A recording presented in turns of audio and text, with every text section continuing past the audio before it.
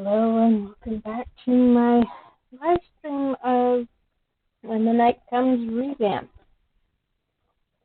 I live streamed the original version of When the Night Comes, and I romance Piper in that version. And this time we're romancing Omen. We just started the romance last week. So we're on chapter 5. That's the next one. I remembered to save it because last time I did not.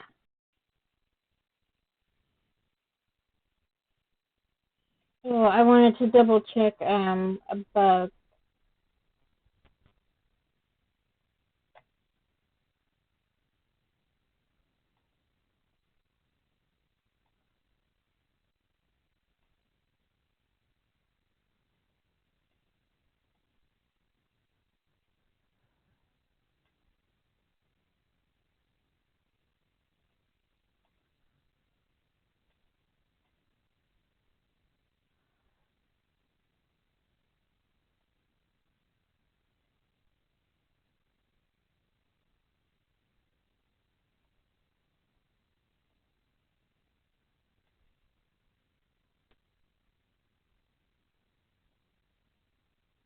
Okay, so there's no voice line there. Alright. Okay.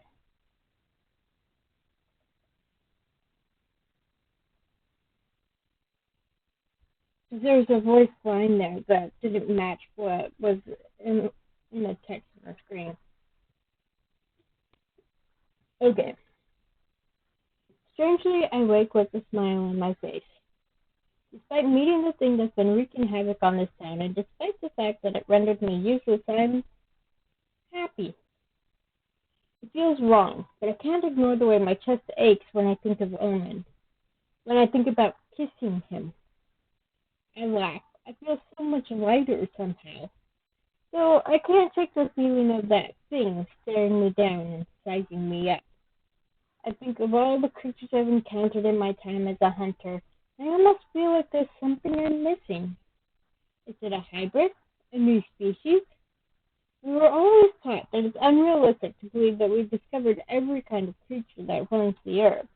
The realms that separate us from them can tear. Every day, new horrors are brought upon us.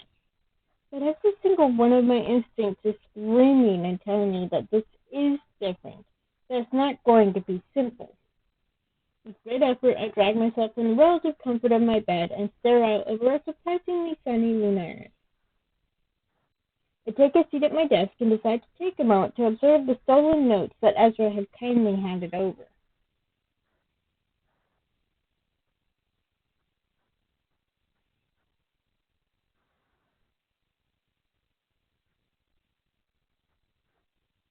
Scan them and stirring, seeing a truly talented witch being so completely and utterly perplexed. I can practically feel his frustration rolling off the page. Live fire consumed everything. Muscles damaged beyond restoration. Magical fire?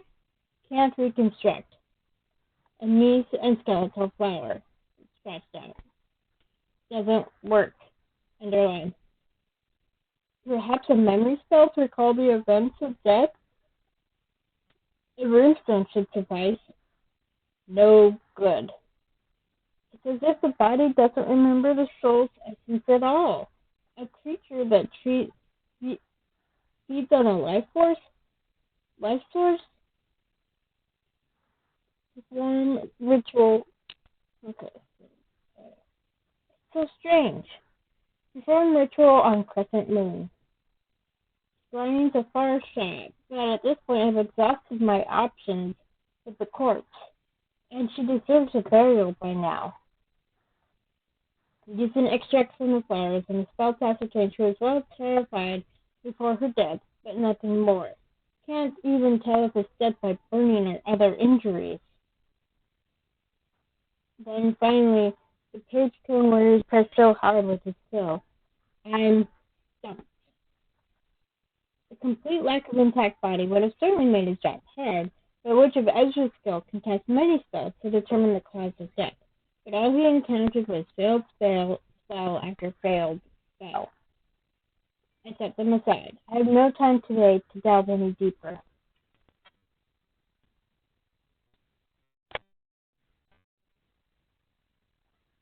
Now, it's time to write my report for last night. This should be interesting.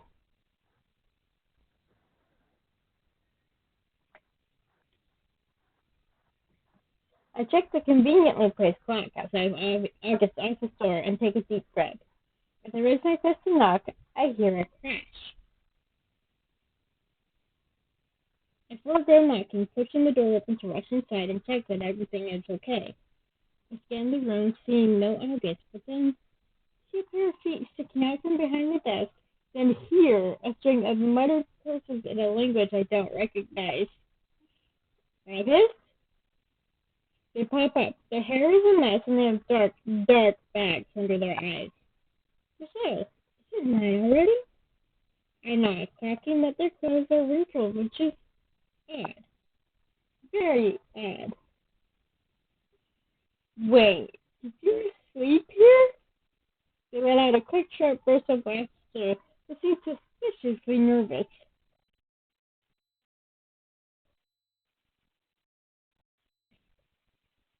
Okay, I'm gonna go back again because I love that little laugh before their line.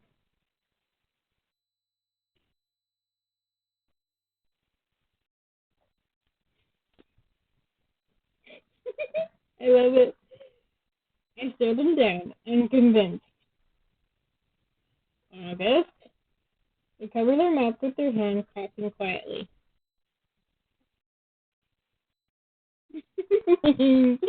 Yes, I love that you get them to confess with just saying their name. It's kind of their developing relationship. I had a lot on my mind. I'm not an understanding, itching to tell them about my encounter, but almost not wanting to burden them with yet another thing. There was a little incident last night in the woods. An incident, you say? Come, sit. I take a deep breath and follow them to their desk. I believe I encountered the creature. The creature. As in, the creature? Yes. Their pale skin gets lighter somehow, and they take a deep, shuddering breath. Oh gosh, their reaction if you choose to romance them.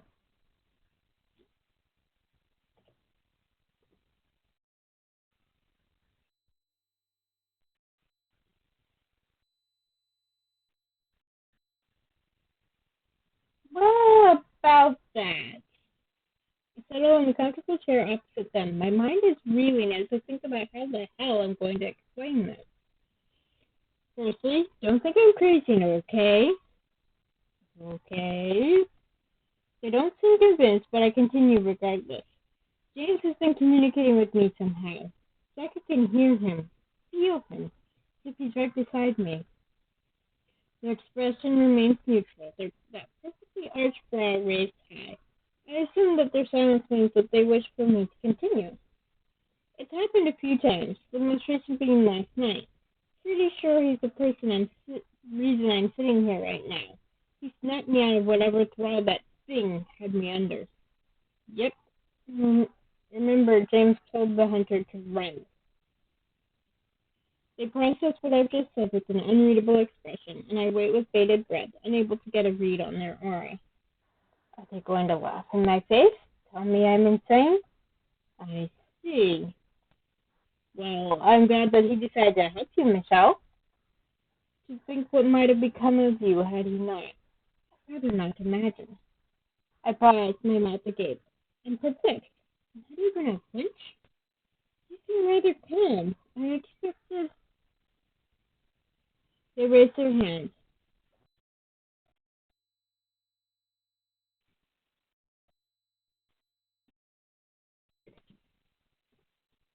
Their voice, ugh. All the voices. Ugh.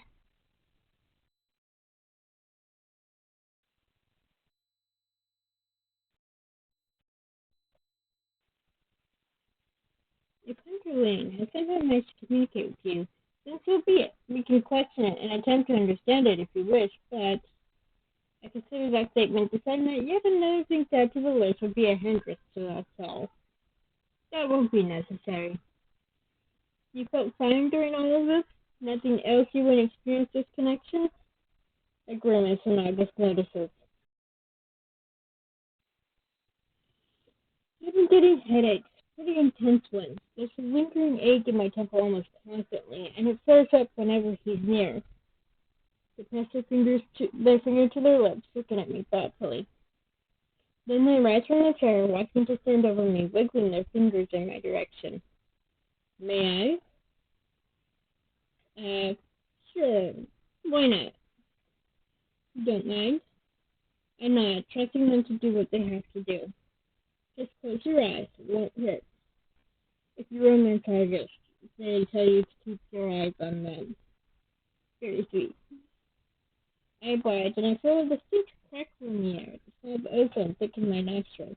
The hairs on the back of my neck and arms stand, and I dare a peek at my enforcer. Their eyes are closed, too, their hands hovering carefully above my head and glowing a vibrant aquamarine. Closed. With a quiet grumble, I heed their instruction. A moment later, I hear them huff. You're fine. No damage detected. I open my eyes, watching them sit back against the desk. Thank you, August. I should imagine it's rather unnerving having that happen, though. I do hope he's at least polite. Oh, well, minus a headache, it's not too bad. He was a fine hunter and a valued friend of many, including myself. He's missed terribly, even more of a reason for us to bring this thing to the ground. I silently ponder the implications if the enforcers are involved with this. To think what it would do to Harry if the very agency he runs ended up being responsible for his husband's death. The loud knock interrupts my train of thought, and August throws me a look. The family seemed uncharacteristically nervous. I lift my head and question. No, tilt, not lift, tilt. This time I made amends. Come in. Oh boy, here we go. The atmosphere immediately grows tense, both of them making a point to look at me and nod at each other. Have I been tricked into mediating? Yes, apparently that's exactly what this is. I let out a breath I didn't realize I'd been holding, thinking the stars that Piper was choosing to break the ice somewhat civilly. August clears his throat, rubbing his forefinger and thumb together. Seeing them unnerved is alarming.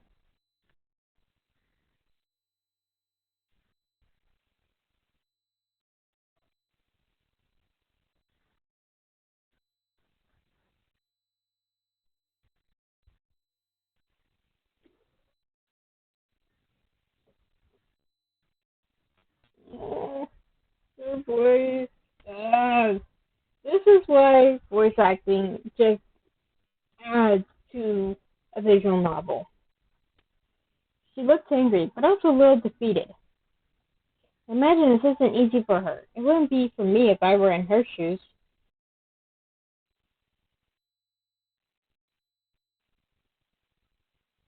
But Michelle told me that you really do wish to make amends and that you're on our side in all of this, so I accept your apology.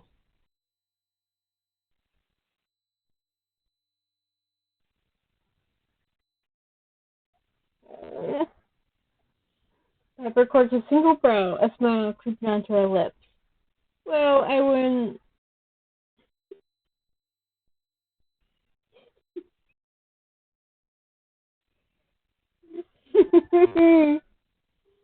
That's a bit drastic. Anyway, shall we discuss this plan of yours, Hunter Dubois? The plan. General, you and Ezra will see to the wards. Wolftaker and I meet Finn in the catacombs. He'll escort us to the hidden entrance to the dungeons and be our lookout. There, Piper and I will enter and gather as much intel as we can for as long as you're able to stave off the protection. We'll then leave via the exit in the forest where we'll meet Finnegan, making a hasty escape before anyone catches wind. In theory. Yes, in theory. August purses her lips, taking in the provided information. I see. And you're satisfied with this, that it's achievable without any of us getting caught? Piper and I share a glance, and she nods. I am, yes. Regardless, I think it's necessary. We cannot proceed with our investigation without seeing what they're keeping down there, or what they're not keeping down there. This could change the whole investigation, August. Very well, I trust you, both of you. Guess the next thing for us to do is visit the witch then. Pepper tilts her head at them, her eyes wide, and August sighs deeply. Sorry, Ezra. Well done, you're getting there. Just try without this attitude next time, yeah? I'll wait for you at the entrance to the Casimir end of the catacombs come nightfall. Be careful, Merriman. I know you're capable, but be on your guard. Piper offers him a small smile, and it seems genuine for the very first time.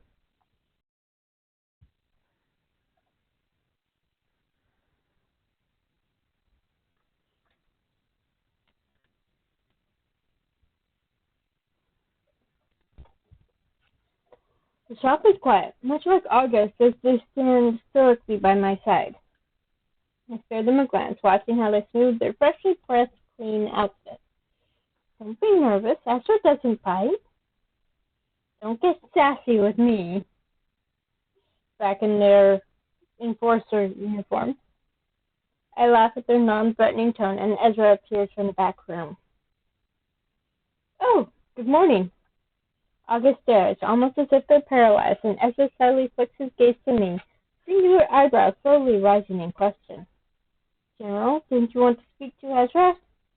I contemplate my next move and decide to take my life in my hands, nudging August forward with a gentle hand. Rather than tearing my arm clean from my body, they simply throw me a glare and put themselves to rights as they come to stand in front of the young witch. Ezra, it's time I apologize to you. Oh? The shock on Ezra's face is evident, but he quickly recovers. Gosh, you don't have... Yes, I do. I do. In the interest of not being here explaining all day, I'll keep it short.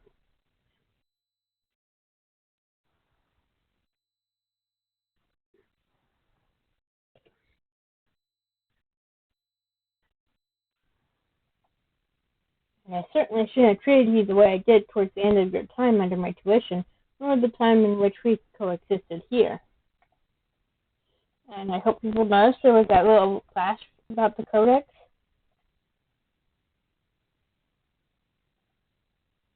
This is Piper, about how Piper came to be, realized that she had a gift for being a hunter. This is about Raven being turned. And this is Finn being turned. And this is August leaving Algeria. So this is the codex entry that was just unlocked.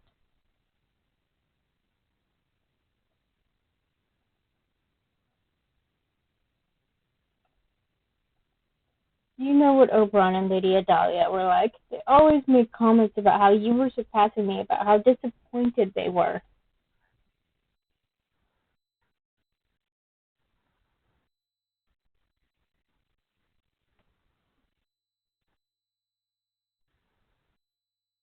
Oh, Ezra. August looks like they don't quite know what to say. Color rises to their cheeks, and they quickly avert their gaze as Ezra continues.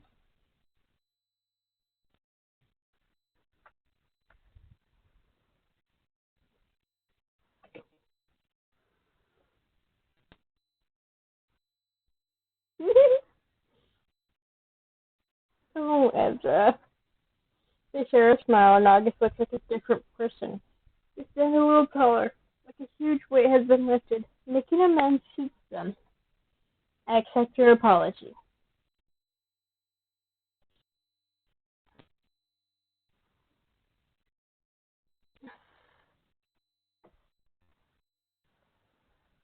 We can.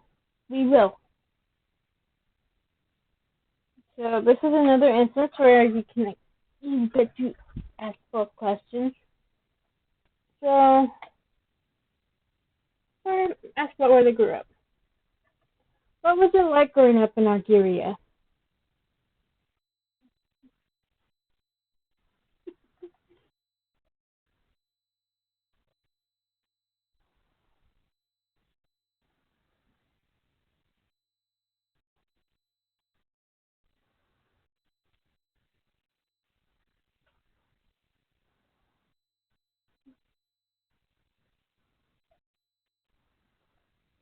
Ezra becomes wistful, a fond smile crossing his lips. I guess less so.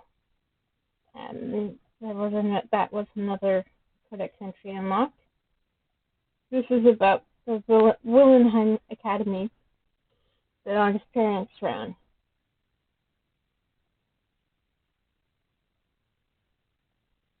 True to their nature, though, they roll their eyes at the compliment. I'm hardly one of the finest. Why, I was honored to have you as my guide, no matter what you say. I found I couldn't afford the tuition, but Gus saw something in me and took me under their wing anyway.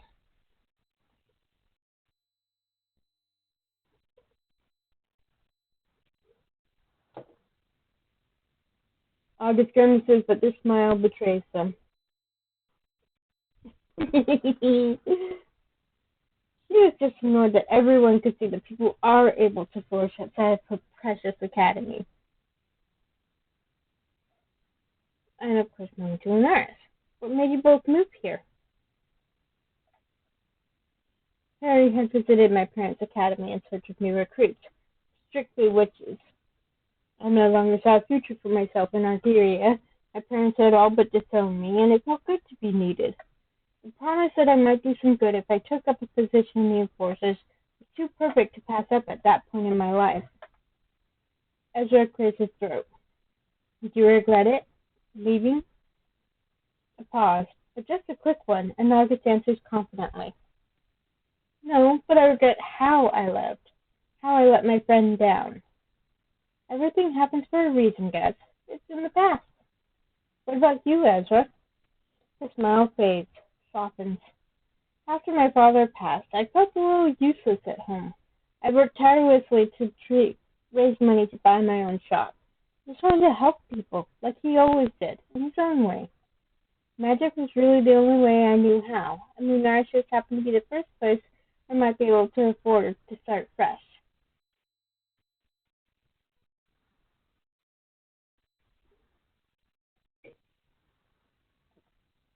I'm so glad that you were able to resolve your issues. It's nice to see you both like this. Thank you, Michelle. I'm glad too. Now, shall we discuss the plan? I'm pretty well versed on the words that they use, so with the both of us, I doubt they stand much of a chance. Ezra scoffs. Trust me, they don't. Piper and I will head into the catacombs to meet Finn, and assume that he'll be able to tell us when the wards are down. Ezra doesn't hesitate to respond, his words confident.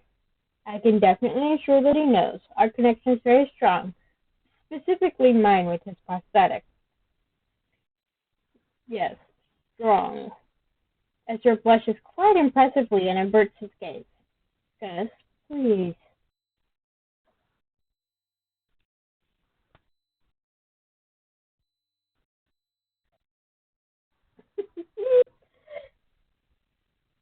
I love that. I love that hint of mischievousness there. Anyway, back to the plan. Have you heard from Harry at all since the night of the last murder? He's been around, though he seems to be avoiding me. He's keeping to himself. I cannot label that as suspicious, though. The man did just lose his husband, but I'll keep an eye on his whereabouts. I don't think we won't have to worry about him looking for us, though he's distracted. So we're good to go then? They share a look and nod in unison. I'd better get going then. I need to get my armor and weapons from the wolf. Ezra hands August a couple pieces of parchment, and they nod once, getting to work gathering whatever ingredients Ezra has written down.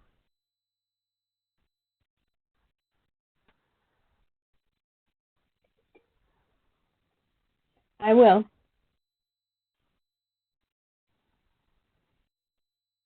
Oh, yes, General. Thank you.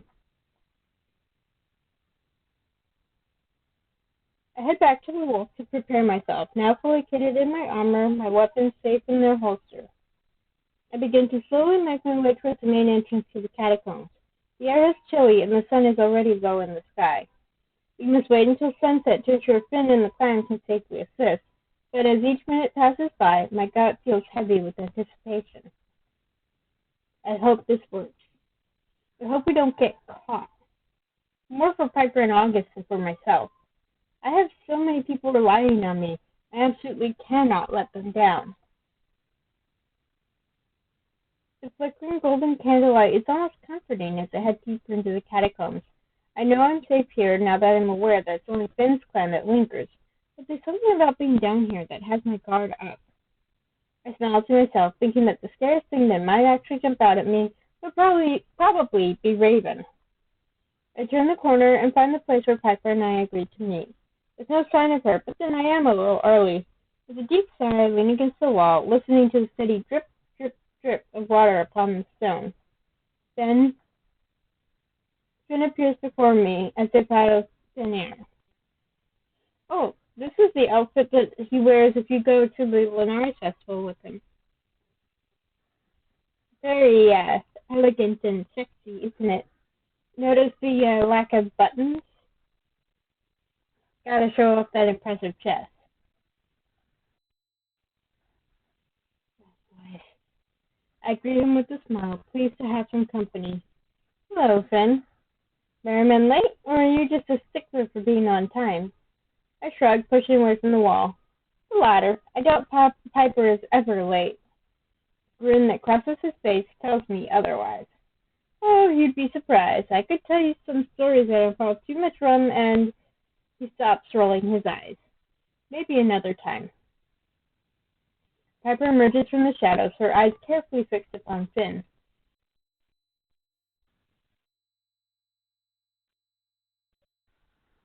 Mm-hmm. Just once or twice. That laugh. Finn throws his head back and laughs heartily, clutching his stomach. Once or twice, sure. Let's not get too deep into such unsavory tales, shall we?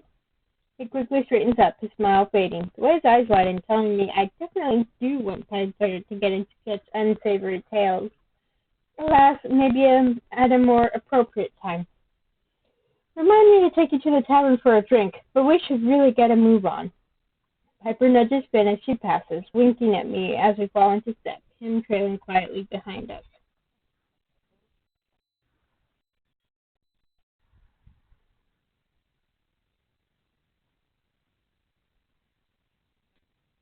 As we head deeper into the tunnels, everything feels different. Yeah, so the background, the only change has been the color of the candles. Sorry, I was pointing with my hand instead of the cursor. Yeah, these are blue now instead of yellow, and just that one change makes a world of difference to the atmosphere.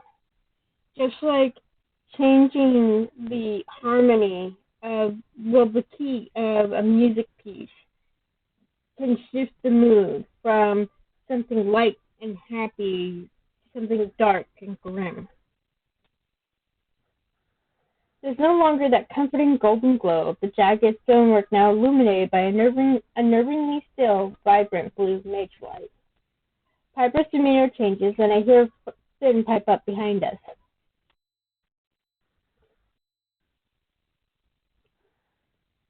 It will never be over getting our names wish. Never. Then he suddenly stops in front of us, bringing us to a halt. Wait, stop here. I can feel the barrier. It's close. So now what? I stare at Finn's prosthetic, the etchings glowing, but still dull. We wait for Ezra's signal. We stand in silence as Finn begins to shift where he stands. It seems unnatural for him to look so nervous. Casimir, if you don't stand still, he husks, clearly frustrated. Fiero, you will look for him, won't you? Piper narrows her eyes, but her expression quickly softens when she looks at me. We'll look for him. We will.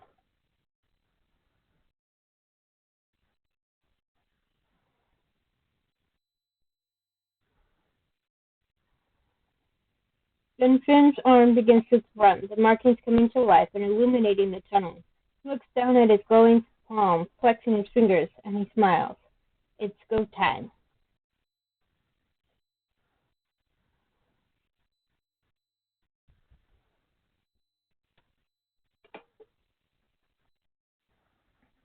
See you on the other side. We watch him leave and he disappears into the darkness. Well, let's find out what those bastards are hiding, shall we?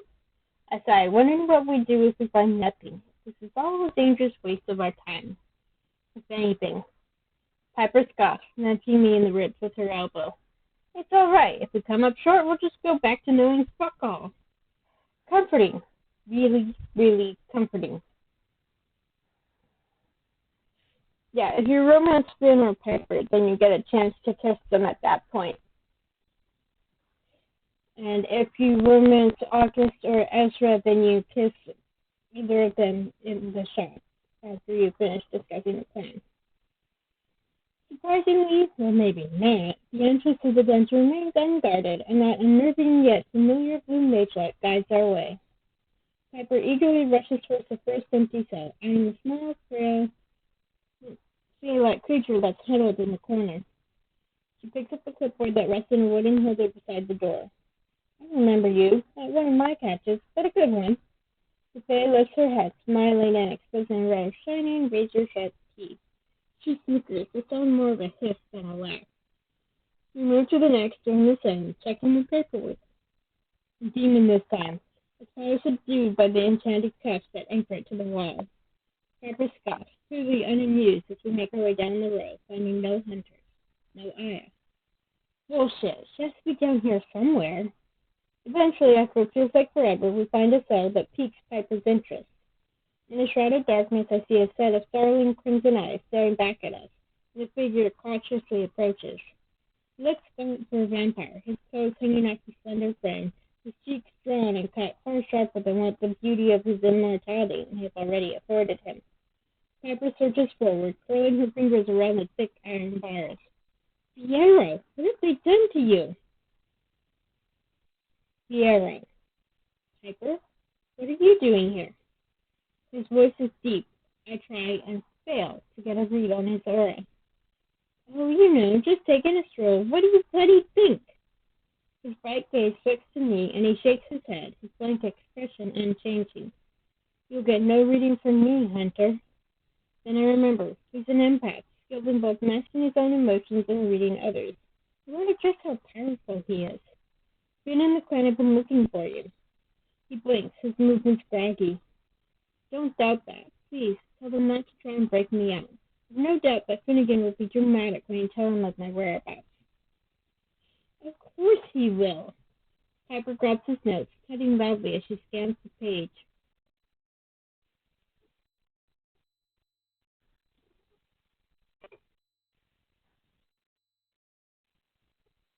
You know that's not true. They appear to have set me up quite beautifully. Why you? What happened? The stillness is unnerving after being around vampires like Finn. Vampires who do an excellent job at fooling you into thinking they're at least a little bit human. I sensed someone in a great deal of distress in the forest.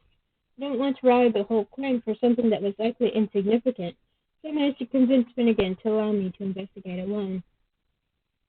I discovered a wounded enforcer near the outskirts of town.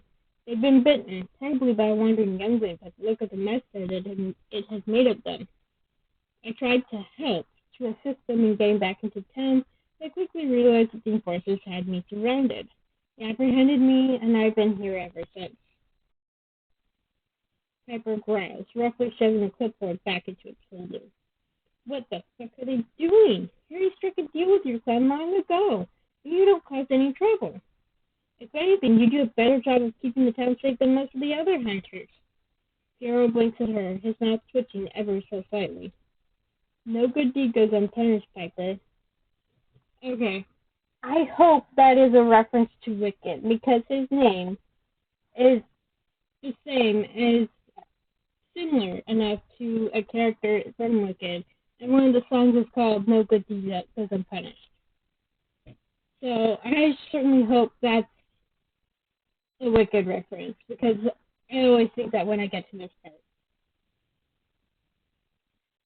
And another case where you can ask 12 questions. So we'll go with the first one first. I hate to think it, but I have to ask. Have they hurt you at all? They have not beaten me, nor have they tried to. I'm not interested in being a troublesome prisoner. I feel a butt coming. But they have been taking my blood. You fucking what? That seems pretty important. Meeting with that would have been handy. His lips twitched as if he might be considering smiling. He rolls up his sleeve, and his forearm is covered in angry bruises. I've never seen a vampire marked this easily, unless they've been starving you. He covers his arm, nodding. Yes.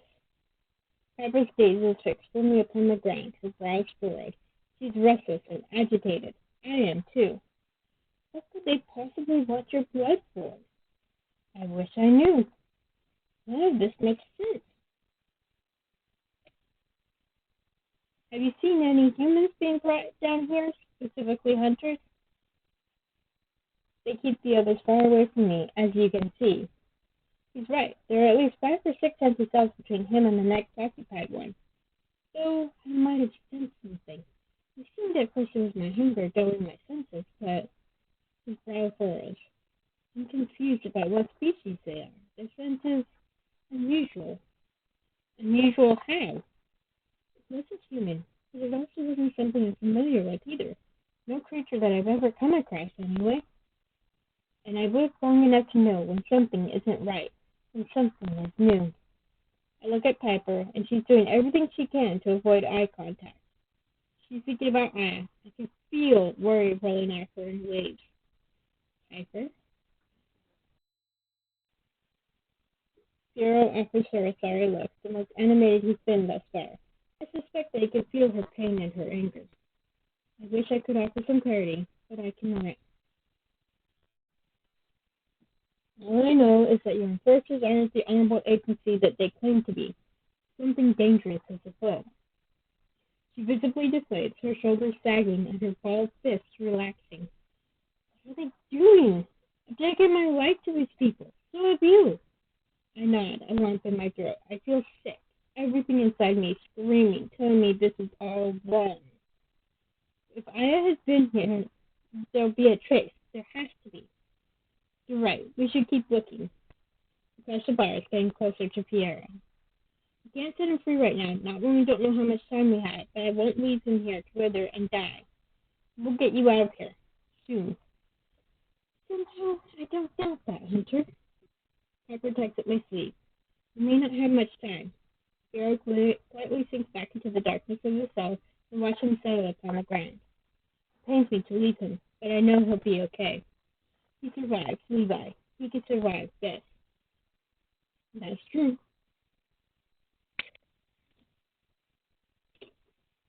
We find the warden's desk and rifle through the drawers with haste. And Piper gasps as she sets her sights on a bundle of prisoner manifestos, the type that should be outside the cells.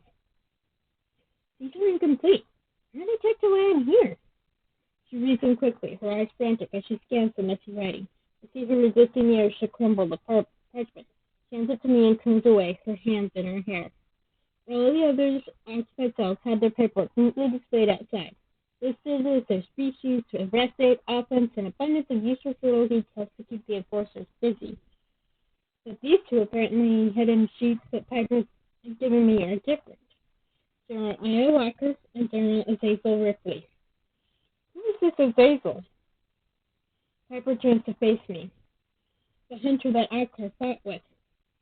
Oh, shit. And he's in a cell. They arrested him for getting attacked? I hate to say it, for it feels like the trillionth time, but what the fuck? They checked Aya out of her cell last night. Him too. Fuck. But look. She points to the time scribbled next to their names, and there's only a check out. They haven't come back. It's been over 24 hours. They haven't come back. Then a loud banging echoes from down the hallway, and Piper quickly snatches the manifest from my hands, shoving them into her shirt. Let's go. We move as fast as we can while staying cautious. Finn had signaled us for a reason, be it an enforcer guard approaching or the wards being recast. Either way, we need to get out of here. We hear muffled voices drawing nearer and quickly flatten ourselves against the wall, but we're not hidden. The forest exit is in sight. Our escape. Piper turns to look at me. So, I have actually used both options. So, it's either way, you still get out of there without getting caught. So what I'm going to do is I'm going to use the dice. I have a D4, a number we pick run, even number we pick wait. It's a 4, so we wait. Piper waits patiently while I decide, trying my hardest not to waste time. If we run, we might alert them to our presence. If we don't, I close my eyes, shutting everything else out around me. I can hear them, 2 people, seemingly not aware of our presence. Okay, hang on, I'm going to turn the music down.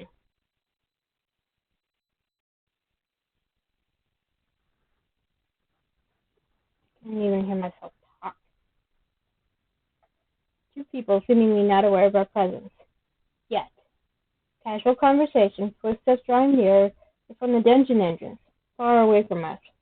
I open my eyes and hold up my hand, signaling for Piper to wait. We can make it. I know we can.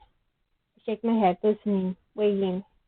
Their voices grow quieter, footsteps upon the staircase, and then they're gone. Go. Now.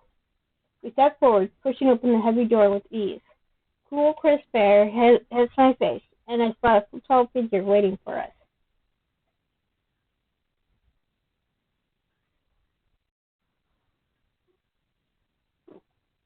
He ushers us away from the door, pushing it closed as quietly as he can. Follow me.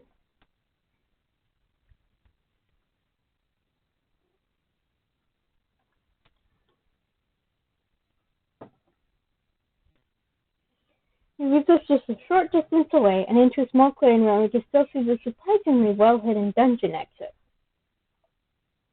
What did you find? Enough to tell us who we truly cannot trust. Finn's mouth is set in a thin line and he nods, taking the hint not to pry further just yet. There are guards approaching, a routine perimeter search. You should head out.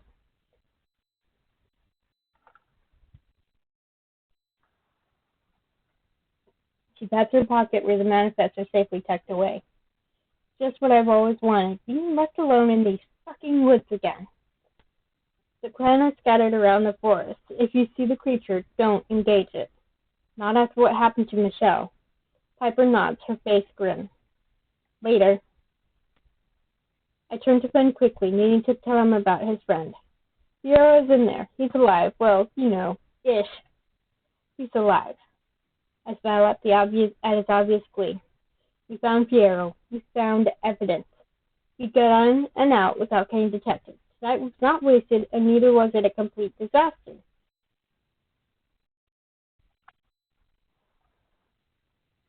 He helped us too. He had information, and we found something that might actually help us really make waves. Then, before I can respond, he reaches up, eyes wide, fist clenched, and he looks at me with a stern gaze. You need to go. Now. They're close. I'll distract them if needs be. You being caught out here after papers going missing in there is not something we want them to put together. Head south. A friend is waiting for you. Didn't think we'd be out here all alone again, did you? A friend? Just go. The tone of his voice tells me I don't have time to question him. He's right, too. I shouldn't be seen here, no matter how innocent it might look on the surface. I head south as instructed, hearing a rustling in the tree line. Hey! I stopped dead in my tracks beside him, huffing. Hey yourself, so you're the friend then? I'm the friend, whatever that means. Come on, follow me. Keep up. Alcard keeps glancing over his shoulder at me as we move deeper into the forest, following a trail in the dirt so faint I could barely detect it. I almost want to tell him that he needn't be worried about me disappearing in a puff of smoke, but the weighty, grim silence and what I have just learned kills comments in my chest. It takes some time for me to realize, but the boulder in the woods Alcard eventually stopped at was the outline of an opening to it. With a smirk thrown over his shoulder at me, he bends and presses his palm into the dirt. So this is where you've been hiding all this time? This is pretty new, but Omen started hanging around more. Sometimes he wanted to stay with me, wanted to give everyone space, you know? So I watched his shoulders rise and fall in a sharp, short shrug. Can't leave him out in the cold, even if he doesn't feel it. Speaking of, he's down here with me. With a final grunt, Alcar slides back what seems a patch of grass and dirt. The entrance is disguised impressively convincing. Reveals a narrow stone staircase leading down under the earth. Time to stand next to him, peering into the abyss. Not that it is dark down there. I see the dim glow of a fire, and I can tell it's warmer down there than up here.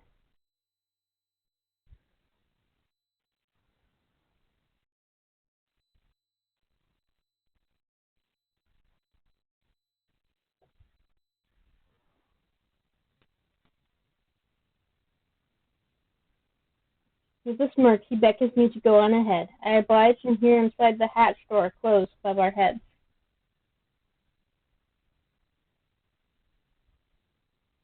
It's not a very long descent, some 10-12 steps at most.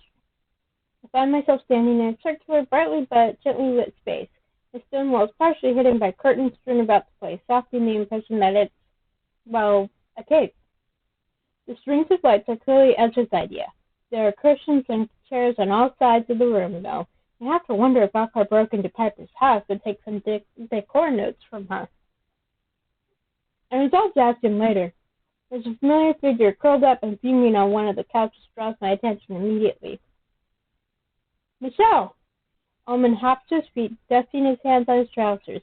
His movement sends a flutter of empty candy wrappers to the floor, causing him to flush bright red, turn, and try to pick them up.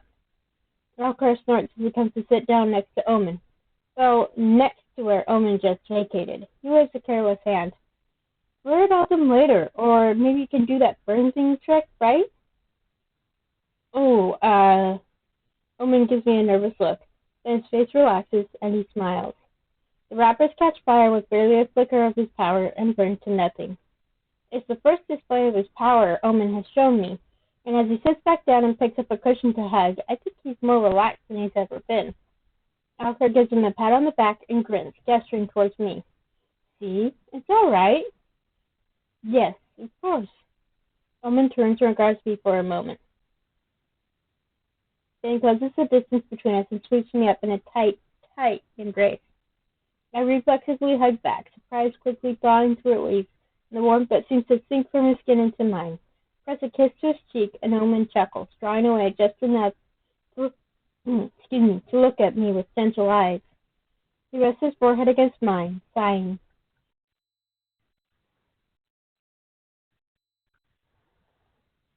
It's all right. It puts me more at ease that you're safe. I glance past his shoulder to the werewolf in question, whose grin immediately and skillfully evaporates and places a scowl as soon as he sees me looking. Oh, Alcar. Seems like you're full of wise counsel and caution after all. Alcar rolls his eyes and snorts. Good point. He has a point there. I let go of Omen with a final squeeze of his hand, and he beams at me. So why exactly was Alcar tucking you away into a safe and actually surprisingly extremely nice cave? Omen glances to the side, sheepish. Behind him, Alcar is mouthing something. That was his sister. Oh, I nod along, not sure what exactly to say. Omen hasn't been the one to volunteer much information on himself and his sister beyond the big reveal. At this point, I'm not sure if it would be more or less awkward to ask. After all, I'm fairly sure that they're not in any sense responsible for things going to shit around here. Not with what I know now. Fairly sure.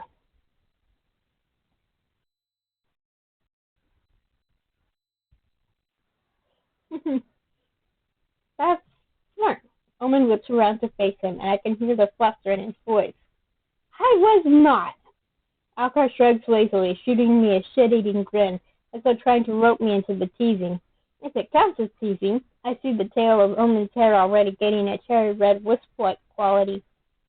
Don't worry, you look cute when you're on fire. Omen groans, burying his face in his hands. I stifle a laugh despite myself and come to sit down next to Alcar on the couch.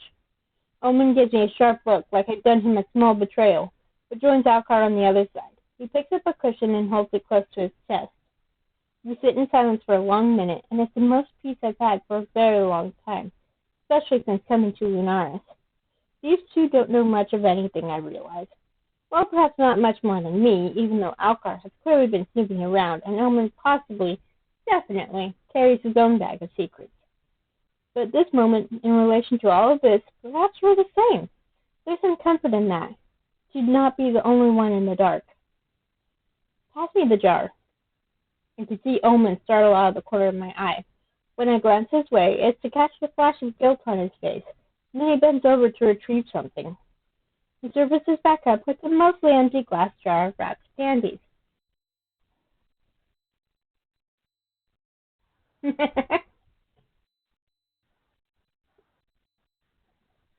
Alcar reaches for the jar, but Omen holds it away from him. Show me your tongue, Omen. Omen's eyes widen, and Alcar leans back away from us with a not-so-subtle snicker. I glare at him, which he shrugs off with a roll of his eyes. We each look at Omen expectantly. The son of Satan takes a sharp breath and sticks his tongue out at me, just enough to mock. I think you should take your allergies seriously.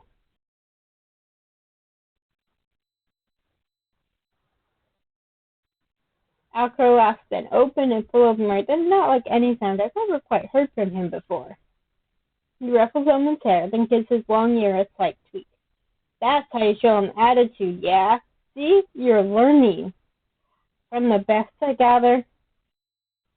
Omen blinks and laughs too, an awkward chuckle that I still tries to stifle behind a hand. Alcar's wolf ears relax, and I see his face soften into something very bright and very fond. I look at Omen, then at the lichen by my side, feeling strangely different. So, this is where you can choose whether to have a poly relationship or not. And for reasons that will become evident later, we're not going the poly route this time. It occurs to me at this moment that this is a glimpse into Lunaris. A glimpse into the things these pieces on this playing board, myself included, want to protect. Omen, looking happy and contented, Alcar too. Abrasive and harsh Alcar, who was the one to tell me to trust no one, now smiling with only the faintest tint of wistfulness to his brow. I'd been meaning to ask Omen why he had come here, to this town, and why he stays when he seems so curious about our world. I recall the force of his anger and his concern. For me, for Elaine, his willingness to aid. I know I grew fond of him quickly, wisely or not, but now I understand. I stand up and come to sit on Omen's other side, taking his hand and linking our fingers together, squeezing tight. Human or creature, mortal as I am, and immortal as he is, the things we love and want to defend are the same. Omen studies me for a short moment, even as Alcar scurries away briefly to give us room. There's a flicker of flame in his brown eyes. Then he smiles, and the furrow to his brow is one of determination. For all that's happened, I'm glad it brought me to you. Yes, me too. Jewelry clinking, he rests his forehead against mine. The heat radiating from his body is as grounding as it is warm, and I feel stronger for it. As much as it pains me to leave, I'd better head out.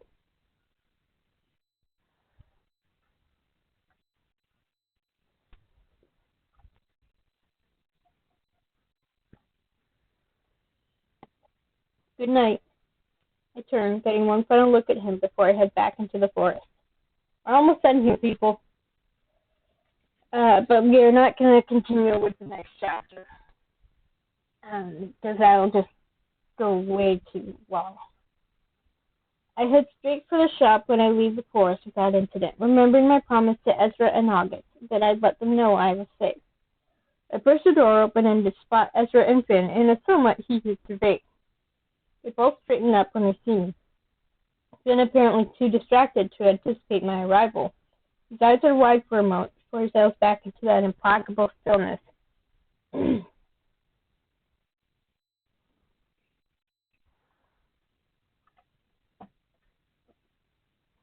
He steps towards me, leading Finn where he's apparently stuck in place. Finn said you found Fierro? I'm so relieved. Yes, Fierro is alive. We should get him out of there as soon as we can. They aren't exactly treating him with kindness. I look at Finn, anticipating an outburst. It'd be justified. They've been taking his blood and starving him. What for? What could they possibly need with his blood? I see a hint of black flicker in the whites of his eyes, the first time I've witnessed his poised facade wavering, a glimpse of the creature that lingers within him. Ezra reaches out and lays a hand upon his arm, a warning. It works, calming whatever threatens to surface. I'm sorry, I didn't mean to. We'll get him back. You know we will. Finn pulls his arm away, the movement a little too quick to be anything other than agitated. There's a clear and unusual tension between them tonight, something I can't quite place. I seem to be collecting secrets quite efficiently lately, so it can't hurt to try and pry another, and maybe help defuse whatever this is. Are you two okay? Finn almost looks straight through me, as his eyes widen, but he recovers quickly, his smile strangely earnest. What do you mean? I don't mean to interfere, but you both seem so tense. Is something wrong?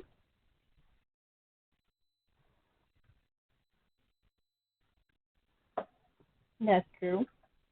Ezra's gaze snaps to Finn, eye contact fixing and holding before Finn exhales sharply, apparently willing to be a little more open than the witch.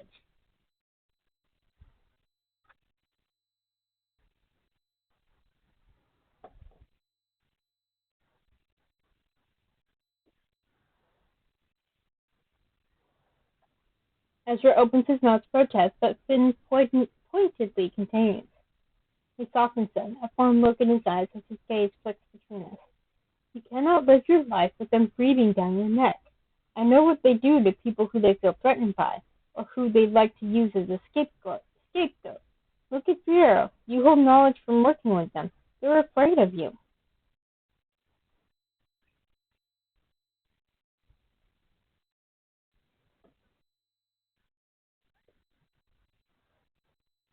Oh, Finn. So, this is another time when it doesn't really matter which one you pick. It's still basically the same thing. So I rolled a d4. Odd number was going to be we're stronger together. Even was going to be stop being stubborn, and I rolled a 2. His logic is flawed. Don't you think you're being a little stubborn? Surely you can see that it's safer if you're around. You say you want to protect them, and yet you distance yourself. I know he probably means well, but from being in Lunaris and being around this weird little family I've joined, I've come to see that strength really is better than in numbers. I suppose you could say that. I roll my eyes. I wish I could understand where you're coming from with this, but in such a situation, don't you think it's better to take some risks? Being away from those you care about truly only does more harm than good. Your presence gives them strength, and you face the consequences together. Walking away and watching from afar when everything falls apart seems like cowardice. Finn, you're expecting to be everywhere and nowhere at once, and we're all taking risks here. Exactly. Please tell me you at least see how much better we are with you around as part of this unit. He looks to the side, a brighter smile before he returns his gaze to us. I've lived a long time. I may just be a little overly cautious. But yes, I see. They share another look, something private, and the way Ezra's cheeks darken under his golden gaze doesn't go unnoticed. There's a history here, something precious and fully formed. They both seem so lost, much like all the other wandering souls in this town. Maybe they just need a push. So we can either give them that push or leave them to it. So we're going to roll a dice. That's a 3. So you seem to care about one another a great deal. I hope I've helped, even a little. Ezra bites his lip, fiddling with his sleeve, casting Finn a lingering glance. The vampire hasn't taken his eyes off him. Not once.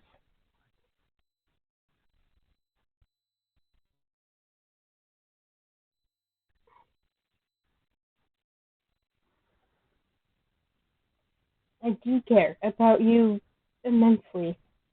He continues to look at Ezra, his fingers twitching at his side.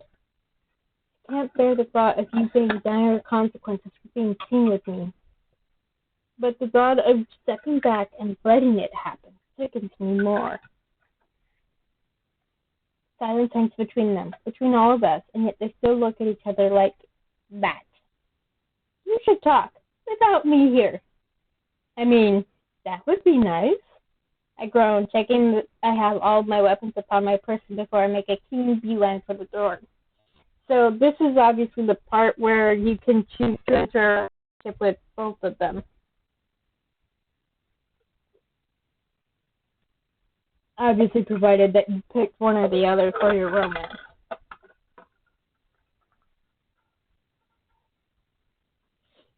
You look good together. You are good together, clearly. Are you trying to play matchmaker, Michelle? Ezra scoffs, flashes dipping. It's working. Annoyingly and embarrassingly, I feel a yawn brewing, unable to stifle it. My fatigue suddenly catches up to me, and I find two pairs of wide eyes staring at me. Tired, are you? Just a little. I should go. They both smile at me, watching as I part the curtain to leave. Thank you for today, for everything. Rest well, Michelle.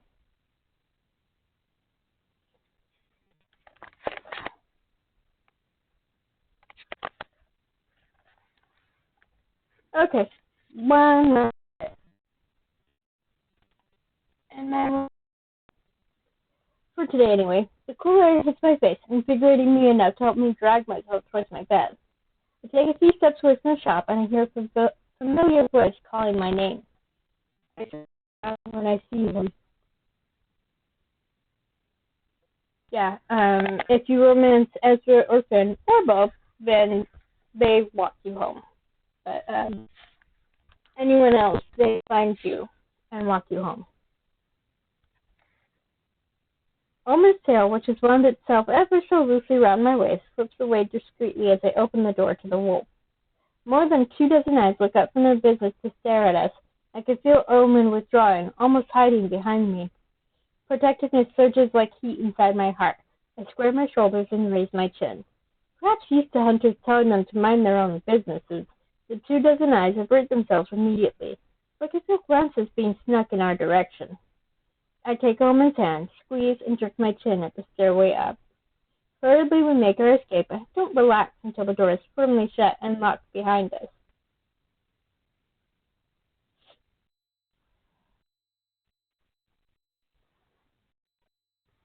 He blinks when I frown, then laughs quietly, the sound sharp. He reaches for my face, cradling it in his hand so gently and so dearly, like on some beloved dream that could disappear at any moment. His feelings are so naked on his features, in his smile, in his soft eyes, that I almost feel suffocated. I draw in a sharp breath over the thunder in my own heart and reach up to grasp his hands. Of course we're going to kiss him. Omen closes his eyes and leans his forehead to mine, his warmth comforting. They can't help but stare with how beautiful you are. So we get some hints as to how these words are pronounced. I don't ask him what that means, simply enjoying the way it sounds as it rolls quietly off his lips. Omen steps back and presses a finger to my mouth, grinning.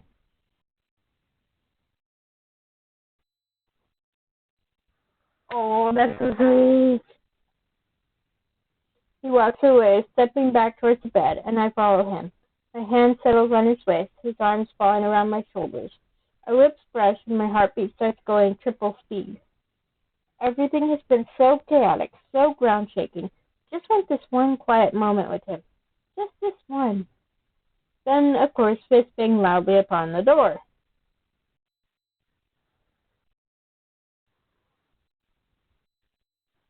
Okay. Owen pushes me down on the bed before I can protest and almost runs for the door. I can see the fire wisps forming at the ends of his auburn hair. I can see the redness of his long ears. Then my heart sinks. Hold on, you might not want to open it. You do. Then, before he reaches the door, it slams open. There stands a bloodied and beaten Aurora, a disheveled shell of the calm and collected woman I met just a week ago. I quickly stand by Omen's side, both of us in a defensive stance. He steps back towards me, one arm held out, as though to hold me back. No, to protect me? Hardly needed, as I could see at a glance, the woman bears no weapons. I put a reassuring hand on Omen's back anyway, and could feel him relax under my touch after a long moment. When he glances at me, the whites of his eyes are black, his pupils narrow and glowing. But he inclines his head and crosses to his arms instead, tail lashing in agitation. Aurora, what are you doing here? She leans against the door frame, leaving a bloody handprint upon the wood. With a deep, ragged breath, Hunter Dubois, I think I may require your assistance. And that's the end of the chapter. Perfect timing because my cat wants in. Come on, goofball. Yep, so that's the end of chapter 5. We will save here.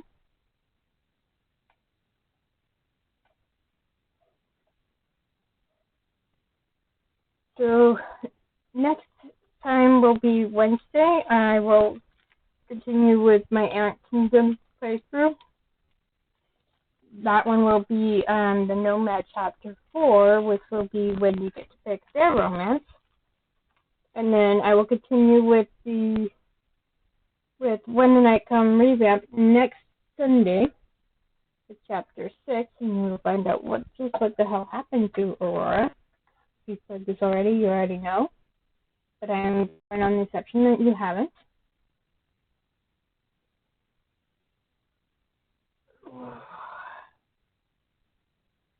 So for now, I hope everyone has a good week, and I will just see you next time, whenever that may be. Bye.